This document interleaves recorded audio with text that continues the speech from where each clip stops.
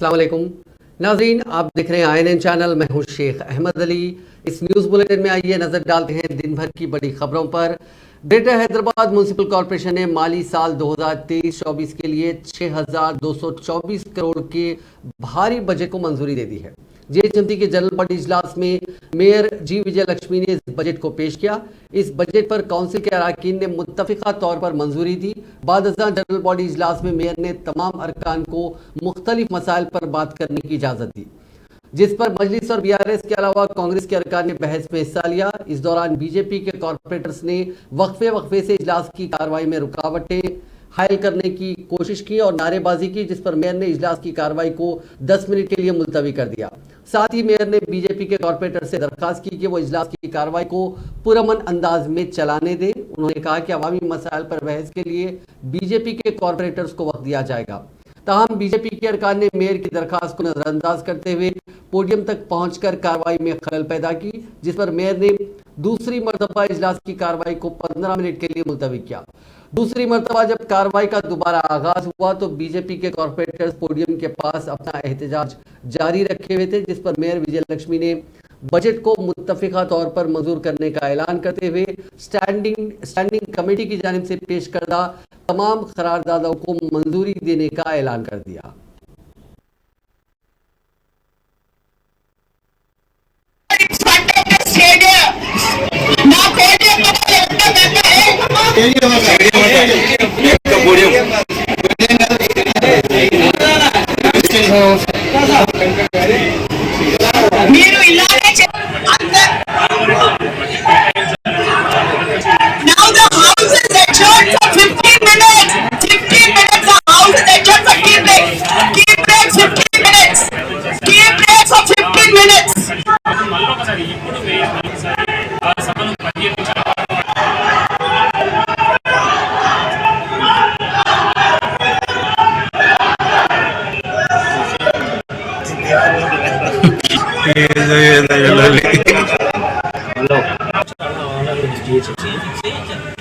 No, when I'm requesting the corporate scheme and requesting, I said I will give the mic to the BJP leaders and no, in the end of the respect of, no.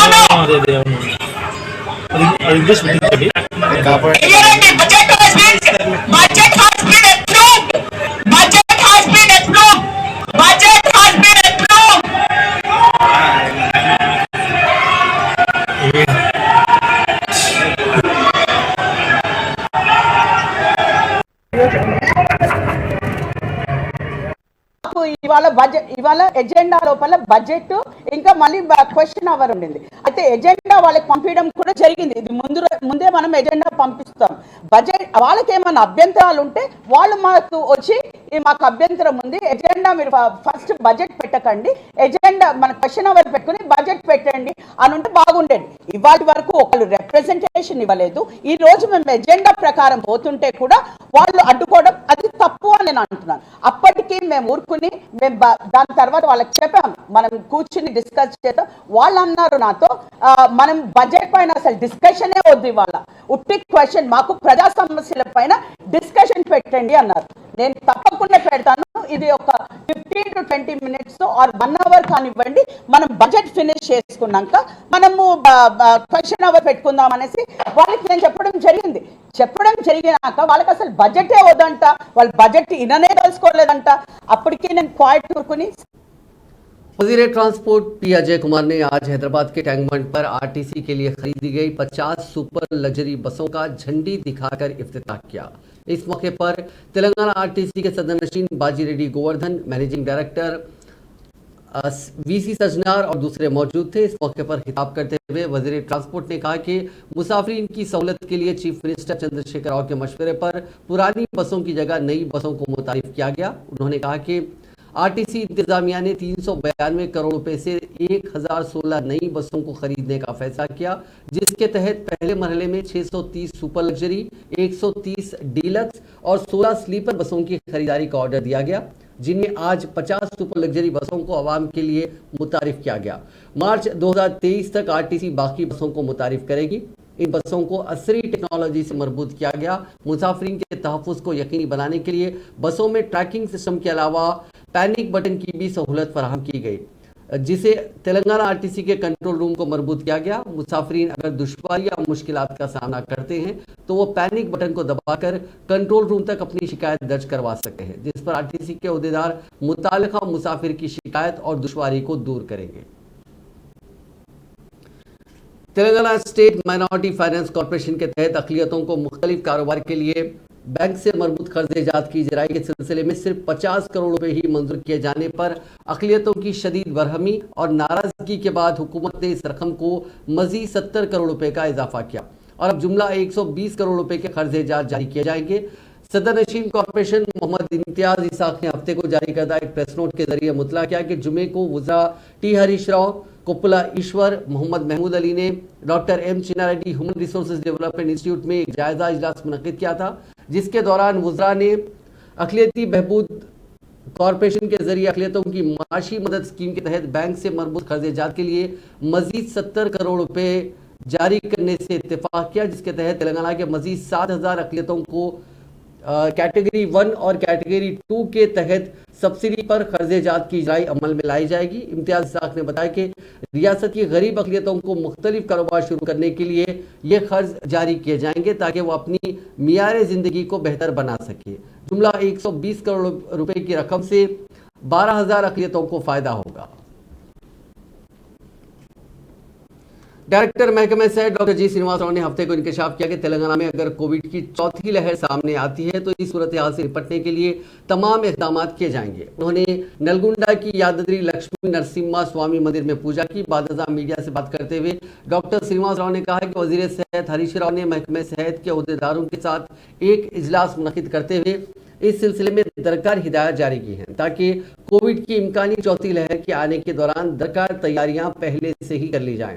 उन्होंने अवाम को मशवरा दिया कि वो तशवीश में मुब्तला ना हो और किसी खौफ व अंदेशों के बगैर अपनी रोज़मर्रा की मसरूफियात जारी रखें। उन्होंने कहा कि यादाद्री कि लक्ष्मी नरसिम्हा स्वामी मंदिर के आशीर्वाद की वजह से अवाम कोविड की साबिक़ा 3 लहरों से कामयाबी के साथ बाहर निकल आए थे।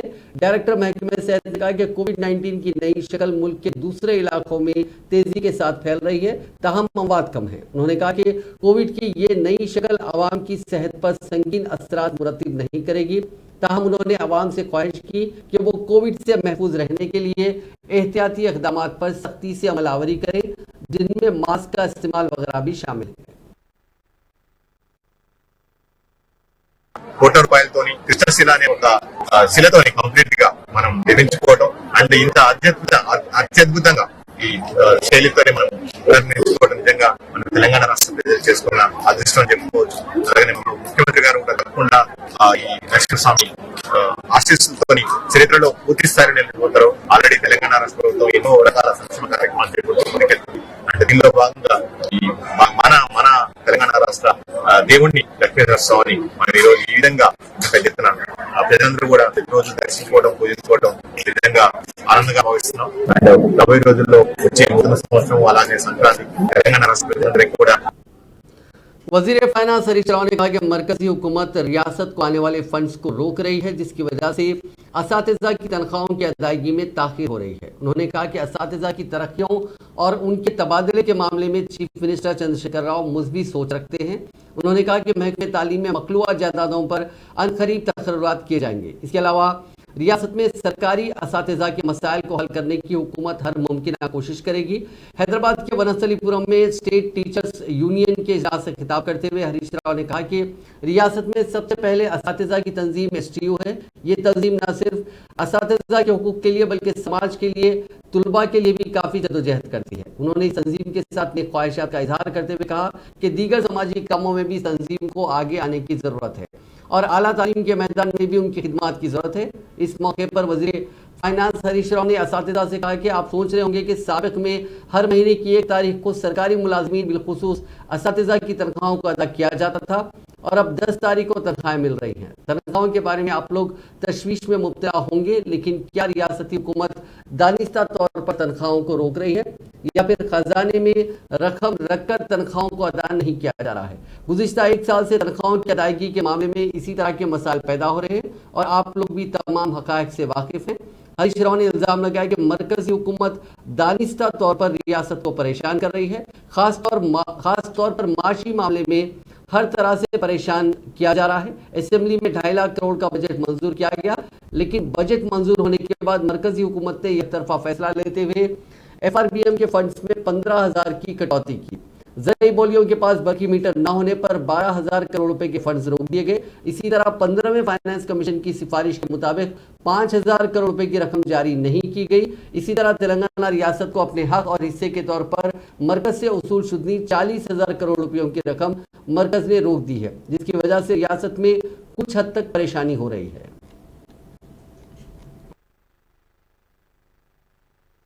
ఉపాధ్యాయుల హక్కుల కోసమే కాదు సమాజం కోసం విద్యార్థుల కోసం కూడా పోరాడేటువంటి సంస్థ రాష్ట్ర ఉపాధ్యాయ సంఘం. మరి ఈరోజు మీరు 75 ఏళ్ళు పూర్తి చేసుకొని ఇంకా అద్భుతంగా ముందుకు ప్రయాణించాలని, ఇంకా మీరు ఈ రాష్ట్రంలో మంచి విద్యా బోధన కోసం, ఉన్నతమైనటువంటి విలువలు, ఉన్నతమైనటువంటి ఆశయాల కోసం మీ సంఘం పనిచేయాలని చెప్పి చేస్తుందని చెప్పి కూడా నేను ఆశిస్తూ ఉన్నాను. ముఖ్యంగా ఉపాధ్యాయుల గురించి మా నిరంజన గారు చెప్పినారు, సవితక్క గారు చెప్పినారు. ఎందుకంటే గురువు లేదే విద్య లేదు, విద్య లేనిదే జ్ఞానం లేదు, జ్ఞానం లేకపోయినట్టయితే ఈ లోకంలో మనగడనే ఉండదు. అందులో విద్య అనేటువంటిది చాలా చాలా ముఖ్యమైనటువంటిది. సో దీని మీద ఇవాళ గౌరవ ముఖ్యమంత్రి గారు, రాష్ట్ర ప్రభుత్వం కూడా చాలా ప్రత్యేకమైనటువంటి దృష్టి పెట్టడం జరిగింది. సరే, కొంతమంది మమ్మల్ని तेलंगाना में तालीम को मुस्तहकम करने की पॉलिसियों के एक हिस्से के तहत जिले राजन्ना जिला में पहला KG to PG इदारा कायम किया गया। रियासती हुकूमत ने गंभीरावपेट में एक इंटीग्रेटेड कैंपस तामीर किया, जहां किंडरगार्टन तक पोस्ट ग्रेजुएशन मुफ्त तालीम दी जा रही है। 80 सहूलतों पर आरास्ता ये कैंपस 6 एकड़ पर मुश्तमिल है, जहां 10,000 मुरबा फीट पर इमारतें तामीर की गई। उनमें तकरीबन 3,500 तलबा को तालीम फराहम की जा रही है। ये मॉडल कैंपस आंगनबाड़ी केंद्र, pre primary school, high school, junior college और डिग्री कॉलेज पर मुश्तमिल है। रियासती हुकूमत की जानिब से शुरू करदा हमारा गांव हमारा स्कूल प्रोग्राम के हिस्से के तौर पर गुम्बीरावपेट में KG का PG कैंपस की तामीर अमल में लाई गई। ओहदेदारों के मुताबिक इस इदारे में इंग्लिश, तेलुगु और उर्दू में तालीम दी जा रही है। हुक्काम की जानिब से तकरीबन 250 छोटे बच्चों को भी तालीम की सहूलतें फराहम की गई हैं। वसी और इस कैंपस में 90 क्लासरूम्स तामीर किए गए हैं। उनमें डिजिटल क्लासरूम, कंप्यूटर और साइंस लैब्स भी शामिल हैं।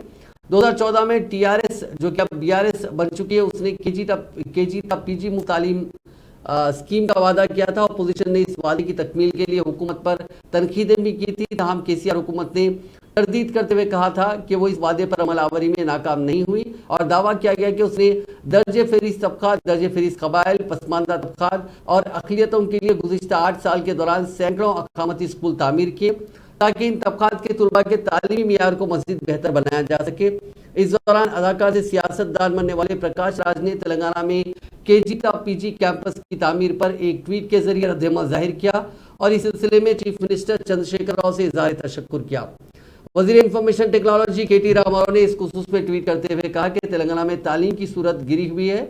उन्होंने इस ट्वीट के साथ एक वीडियो भी शेयर किया जो राजन्ना सिलसिला के गुम्बीरावपेट का है। हल्का असेंबली वरंगल वेस्ट के BRS रुकुन DB विनय भास्कर ने मरकजी वज़ीर सयाहत किशन रेड्डी से मुतालबा किया कि वो वरंगल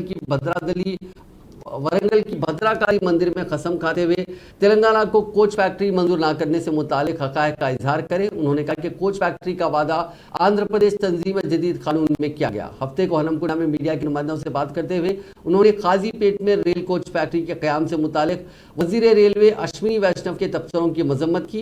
रुकन असेंबली विनय भास्कर ने कहा कि हम ख्याल जमातों और एसोसिएशन के साथ BRS काजीपेट में कोच फैक्ट्री के क़याम के लिए लड़ाई जारी रखेगी। उन्होंने कोच फैक्ट्री के हुसूल में नाकामी के लिए मरकजी वजीर किशन रेड्डी पर तनकीद की और कहा कि वो मरकजी वजीर के ओहदे पर बरकरार रहने के लिए अहल नहीं है। गल्ली नुंचि ఢిల్లీ వరకు కలిసి వచ్చే సంఘాలతోని, కలిసి వచ్చే సంస్థలతోని, కలిసి వస్తే పార్టీలతోని మా తెలంగాణ ప్రజల పక్షాన పోరాడే ప్రతి వ్యక్తితోని కూడా ఖచ్చితంగా ముందుకు పోతామన్నటువంటి విషయాన్ని కూడా సందర్భంగా తెలియజేస్తున్నాం. ఖచ్చితంగా మా వరంగల్కు రావాల్సినటువంటి విభజన చట్టంలో పొందుపరిచినటువంటి కోచ్ ఫ్యాక్టరీ అయితేనేమి, బయ్యారంలో ఉక్కు ఫ్యాక్టరీ అయితేనేమి, లేక ములుగులో ట్రైబల్ యూనివర్సిటీ అయింది. हैदराबाद में जनूबी हिंद की रियासतों के लिए बीजेपी का पार्लिमानी तौसी तरबियती इजलास मुनक्किद हो रहा है। इस तरबियती इजलास में जनूबी हिंद की रियासतों से ताल्लुक रखने वाले बीजेपी के 80 अरकान पार्लियामेंट शिरकत करेंगे। बीजेपी जराये के मुताबिक ये इजलास 28 और 29 दिसंबर को हैदराबाद के शामीरपेट में वाक़ लेविना रिसोर्ट में मुनक्किद होगा। बीजेपी के रियासती सदर बंडी संजय ने आज इस 2 रोज़ा तरबियती इजलास की तैयारियों के सिलसिले में मस्कुरा रिसोर्ट का दौरा किया और इंतजामात से वाकिफियत हासिल की। जराये ने बताया कि इस अहम इजलास में बीजेपी के कौमी ऑर्गेनाइजिंग जनरल सेक्रेटरी BL संतोष भी शिरकत करेंगे। इसी तरह इस इजलास में रियासती बीजेपी उमूर के incharge general secretary Sunil Bansal और तरुण चुग भी मौजूद रहेंगे। गुज़िश्ता चंद दिनों से बीजेपी की मरकजी क़यादत तेलंगाना में अपनी तवज्जो मरकूज़ की हुई है, इसीलिए हालिया दिनों बीजेपी की मरकजी क़यादत ने पार्टी की कौमी आमिला का इजलास हैदराबाद में मुनक्किद किया था और अब जनूबी हिंद की रियासतों के अरकान पार्लियामेंट के तरबियती इजलास के लिए भी इसी शहर का इंतखाब किया गया। तेलुगु फिल्मी सनत के मशहूर अदाकार सत्यनारायण की आखिरी रसूमात आज जूबली हिल्स में सरकारी एजाज़ात के साथ अदा की गई, जिसमें रियासती वज़रा तलसानी श्रीनिवास यादव, एरावली दयाकर राव, सैकड़ों फिल्मी अदाकार और उनके चाहने वालों ने शिरकत की। मशहूर फिल्मी अदाकार सत्यनारायण ने कल एक खानगी दवाखाने में 87 बरस की उम्र में आखिरी सांस ली थी। उनकी मौत पर वज़ीर आज़म नरेंद्र मोदी, रियासती गवर्नर डॉक्टर तमिलिसाई सौंदरराजन और वज़ीर आला चंद्रशेखर राव ने उन्हें खिराज अकीदत पेश किया था।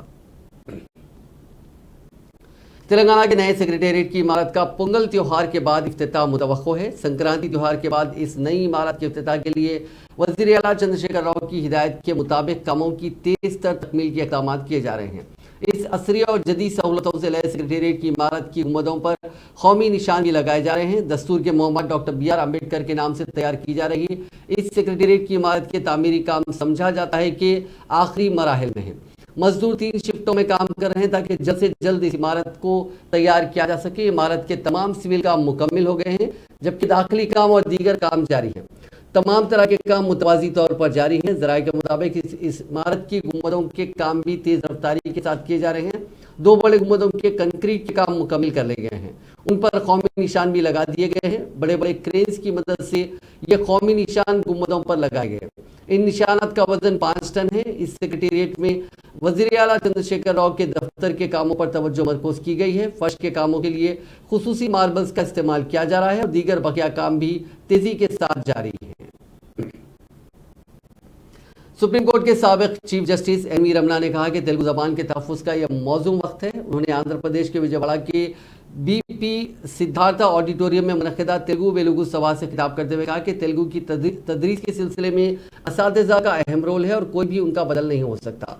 उन्होंने जोर देते हुए कहा कि हमें तमिलनाडु से सीखने की ज़रूरत है ताकि तेलुगु ज़बान का तहफ़्फ़ुज़ किया जा सके। उन्होंने मज़ीद कहा कि मौजूदा हालात के मुताबिक ज़बान में तब्दीली की ज़रूरत है। उन्होंने मज़ीद कहा कि मादरी ज़बान को अदालतों में मुतारिफ़ करने और ज़रूरी इस्लाहात की ज़रूरत है। ప్రాభవాన్ని కోల్పోయినటువంటి పరిస్థితిని మనం చూస్తున్నాం. మళ్ళా ఈరోజు ఇక్కడ ఈ ప్రపంచ తెలుగు మహాసభల్ని జరపడం ద్వారా ఆ కోల్పోయినటువంటి ప్రాభవానికి మళ్ళా పునరుజ్జీవించడానికి కృషి చేస్తున్నటువంటి మీ అందరికీ కూడా మరి ఒకసారి నమస్కారాలు తెలియజేసుకుంటున్నాను. కృష్ణా జిల్లా రచయితల వేదిక ప్రపంచ తెలుగు రచయితల సంఘం అంతేకాకుండా కృష్ణా జిల్లాలో ఉన్నటువంటి విద్యావేత్తలందరూ కలిసి స్థాపించినటువంటి ఈ సిద్ధార్థ అకాడమీతో తానా ప్రపంచ సాహిత్య వేదిక तेलंगाना कोहर की शदीद लपेट में है। रियासत में रात के दर्जे हरारत में गिरावट हो गई है। हैदराबाद में अक़ल तरीन दर्जे हरारत 11 डिग्री सेल्सियस दर्ज किया गया, जबकि ज़िले मेदक में अक़ल तरीन दर्जे हरारत 12 डिग्री सेल्सियस दर्ज किया गया। रियासती दारुल हुकूमत हैदराबाद में भी अक़ल तरीन दर्जे हरारत 15 डिग्री सेल्सियस दर्ज किया गया। तमाम शाहराहों पर कोहर की शदीद लहर देखी जा रही है। कोहर के सबब रास्ता भी साफ दिखाई नहीं दे रहा है। अजला बिलखुसूस मुत्तहिदा आदिलाबाद ज़िले में सुबह के औकात में कोहर की वजह से गाड़ी सवारों को मुश्किल सूरत हाल का सामना करना पड़ा है। कई गाड़ी सवार अपनी गाड़ियों की हेडलाइट्स को खोलते हुए गाड़ी चलाने पर मजबूर हैं। मुल्क के शुमाली हिस्सों से आ रही सर्द हवाओं के नतीजे में तेलंगाना में अकल तरीन दर्जे हरारत में गिरावट दर्ज की गई है। महकमे मौसमियात के अहदेदारों ने निशानदेही करते हुए कहा कि आने वाले महीने में सर्दी की लहर में इजाफे के पेश नजर चौकसी की जरूरत है। छत्तीसगढ़ में रौनुमा पुलिस एनकाउंटर में इंतहाई शिद्दत से मतलूब एक 41 साल खातून माओइस्ट हलाक हो गई, जिसकी गिरफ्तारी पर तेलंगाना और महाराष्ट्र हुकूमतों ने रकमी इनामात के ऐलानात भी किए थे। छत्तीसगढ़ के जिले बीजापुर में इस ऑपरेशन में सिक्योरिटी फोर्सेस बशमुल 60 कमांडोज ने हिस्सा लिया। इत्तला में बताया गया कि एल कांति उर्फ अनीता नामी इस माओइस्ट के साथ एक दूसरा माओइस्ट भी एनकाउंटर में हलाक हुआ। पुलिस ने बताया कि अनीता जिले निर्मल के कड़म मंडल के लक्ष्मी सागर मौजू से ताल्लुक रखती थी।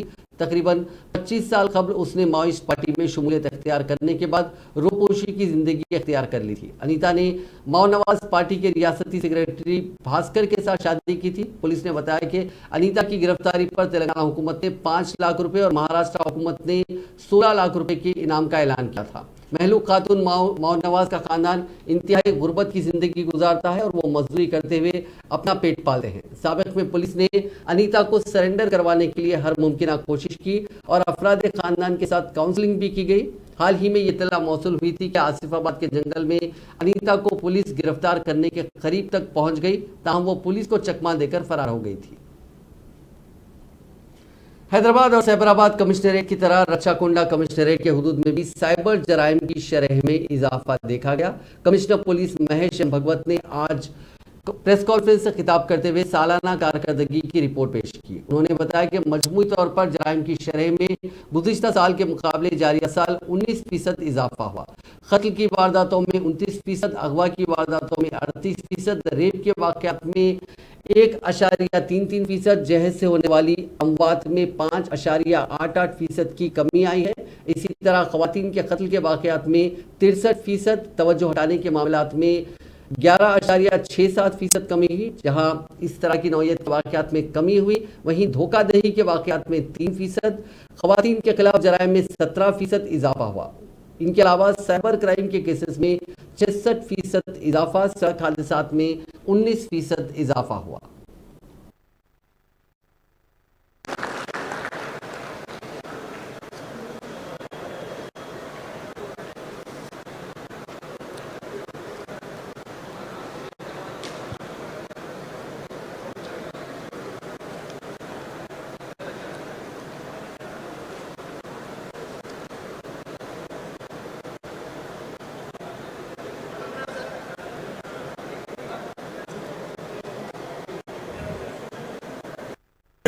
ఆ సంఖ్య కూడా తగ్గింది. ఈ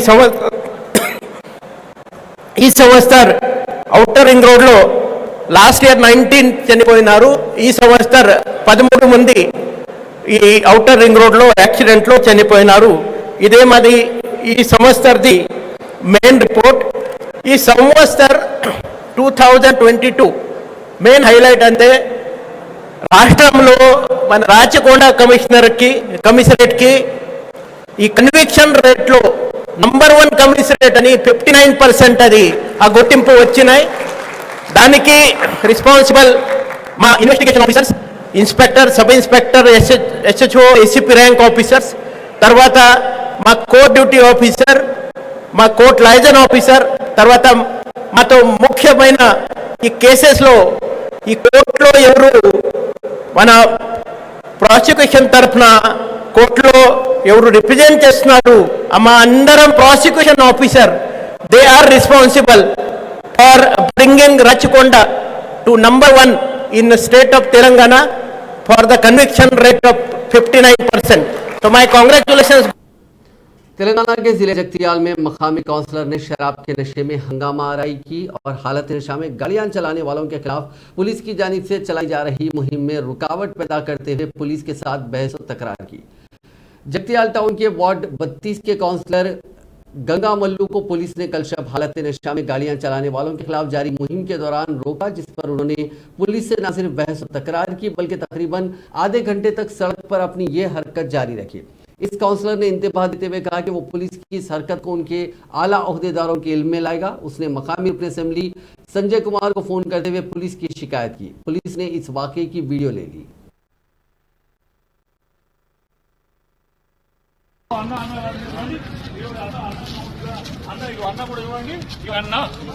రేపు పొద్దున నుంచి సంజయ్ అన్నకు ఒక దండము మరియు కవితకు ఒక దండము టీఆర్ఎస్ పార్టీకి ఒక దండము నేను ఒక వేస్ట్ మా పార్టీ ఒక వేస్ట్ మొత్తం జైత్యాల జరిగేది బీజేపీకి కాంగ్రెస్ కు సపోర్ట్ చేసే ఈ యొక్క పోలీసు వ్యవస్థ సిఐ గారికి కూడా నేను ఫోన్ చేసిన సిఐ గారు కూడా ఏం చేయలేని వ్యవస్థ ఉన్నది మా సంజయ్ అన్న కూడా ఏం చేయలేని వ్యవస్థ ఉన్నది నాకు దండము వీడది సంజయ్ అందరికి వద్దండ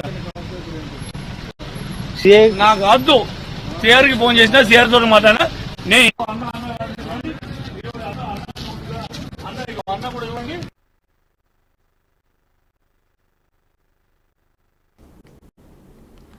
जिले मेदक में हफ्ते को एक तेज रफ्तार कार की टक्कर की वजह से 2 बल्दी वर्कर्स हलाक हो गए। पुलिस ने कहा कि इस वाकये में दूसरे 5 वर्कर्स जख्मी भी हो गए। यह हादसा उस वक्त पेश आया जब बल्दी वर्कर्स अपने फराइज की अंजामदही में मसरूफ थे। एक खातून बरसरे मौका हलाक हो गई जबकि दूसरी खातून दवाखाने में जख्मों से जान बना हो सकी। महलूकीन की नरसम्मा और यादम्मा की हैसियत से शिनाख्त की गई। पोस्टमार्टम के लिए नाशों को सरकारी दवाखाना मुंतकिल कर दिया गया और जख्मियों को भी दवाखाने में शरीक करवा दिया गया। पुलिस ने कार ड्राइवर को गिरफ्तार कर लिया। शुबा किया जा रहा है कि तेज रफ्तारी की वजह से यह हादसा पेश आया होगा। ताहम पुलिस ने केस दर्ज करते हुए तहकीकात का आगाज किया। बल्दी अमले ने एहतजाज मुनज़्ज़म करते हुए मुतासरीन के खानदानों के साथ इंसाफ का मुतालबा किया। पुलिस ने हैदराबाद के शमशाबाद के सुल्तानपल्ली इलाके के एक फार्म हाउस पर छापा मारते हुए रेव पार्टी का पता चलाया। एक इत्तला पर शमशाबाद रूरल पुलिस की टीम ने यह कार्रवाई करते हुए शहर से ताल्लुक रखने वाले तकरीबन 40 नौजवानों को हिरासत में ले लिया। पुलिस ने 217 शराब की बोतलों के साथ साथ 5 हुक्का मशीनों को भी जब्त किया। पुलिस ने फार्म हाउस के मालिक के खिलाफ मामला दर्ज कर लिया। बीवी से हुए झगड़े के बाद शोहर ने निस्बती हमशीरा के घर जाकर बीवी और निस्बती हमशीरा पर चाकू से हमला कर दिया, जिसके नतीजे में निस्बती हमशीरा हलाक हो गई जबकि दीगर 2 शदीद जख्मी हो गए। ये वाकया तेलंगाना के जिले संगारेड्डी में पेश आया। पुलिस के मुताबिक हैदराबाद के नवाही इलाके चिंतल से ताल्लुक रखने वाले मुलजिम श्रीनिवास का झगड़ा अक्सर उसकी बीवी 40 साल सुनीता के साथ हुआ करता था। सुनीता उन्हीं झगड़ों से तंग आकर अपनी बहन सुजाता के मकान चंद माह कबल मुंतकिल हुई। तभी से सुजाता के साथ मिलकर सुनीता एक प्राइवेट कंपनी में पैकेजिंग का काम कर रही थी। श्रीनिवास इस हफ्ते की सुबह अपनी निस्बती हमशीरा के मकान पहुंचा और सुनीता के साथ उसने झगड़ा किया। जब सुजाता ने मुदाखलत की तो उसने दोनों पर चाकू से हमला कर दिया। उसने सुजाता के बेटे को भी उस वक्त जख्मी कर दिया जब वो इस झगड़े में मुदाखलत की कोशिश कर रहा था। इस वाकये में सुजाता मौके पर ही हलाक हो गई जबकि सुनीता और साईकरण शदीद जख्मी हो गए। इस हमले के बाद श्रीनिवास फरार हो गया, जिसकी तलाश के लिए पुलिस की खुसूसी टीमें तश्कील दी गई हैं। हैदराबाद में सोने और हीरों की चोरी का मामला फिल्मी अंदाज में हल हुआ। पुलिस जिस चोर को पूरे शहर में ढूंढ रही थी वो खुद पुलिस स्टेशन में मौजूद था। आप सोच रहे होंगे कि चोर पुलिस स्टेशन में क्या कर रहा है। आइए जानते हैं पूरा मामला क्या है। पवन कुमार नामी शख्स का फिल्मनगर में हीरे से जड़े सोने के जेवरात तैयार करने का शोरूम है। 20 तारीख की रात वो रोज की तरह शोरूम बंद करके घर चले गए थे कि नामालूम सारी खिड़की के जरिए शोरूम में दाखिल होकर वहां से 1 करोड़ रुपए मालियती हीरे और जेवरात पर मुश्तमिल तिजोरी लूटकर चले गया। सीसीटीवी कैमरों की मदद से पुलिस ने मुजरिमों की तलाश शुरू कर दी थी। इस दौरान पुलिस ने दूसरे मामले में सेलफोन की चोरी के वाकये में मुलविस एक मुलजिम को पूछताछ के लिए पुलिस स्टेशन लाया तो हीरे और सोने की चोरी का मामले का खुलासा हुआ। दरअसल 21 साल मैलाराम पवन कुमार ने 19 दिसंबर को सिंगाड़ी कुंटे के प्रवीण के घर से 2 सेल और कुछ नकदी चुरा ली थी। सीसीटीवी कैमरों में उसकी तस्वीर कैद हो गई, जिस पर पुलिस ने 22 दिसंबर की दोपहर उसे पकड़कर पुलिस स्टेशन मुंतकिल किया। पुलिस ने पवन की जेब में मौजूद सामान निकालकर बाहर रखने को कहा। उसने अपनी जेब से सारा सामान निकालकर मेज पर रख दिया। उसी वक्त डायमंड शोरूम का मालिक भी तहकीकात में पेशरफ से मुताल्लिक जानकारी हासिल करने के लिए वहां पहुंचा था। वो टेबल पर रखा सामान देखकर हैरतज़दा हो गया क्योंकि उस सामान में उसकी दुकान का हीरों की जांच करने वाला लेंस यानी आई लूप मौजूद था। उसने जब मुलाजिमी ने पुलिस से पूछा कि ये तो उसकी दुकान का आई लूप है, ये यहाँ कैसे आया। उसके साथ ही पुलिस ने मुलजिम पावन जो पहले से ही पुलिस तहवील में था पूछताछ की तो उसने जुर्म कबूल कर लिया। मुलजिम ने पुलिस को बताया कि उसने अपने एक दोस्त अंजी उर्फ माचा के साथ मिलकर शोरूम में चोरी की। लूटा गया माल उन्होंने शमशान घाट में छुपा दिया।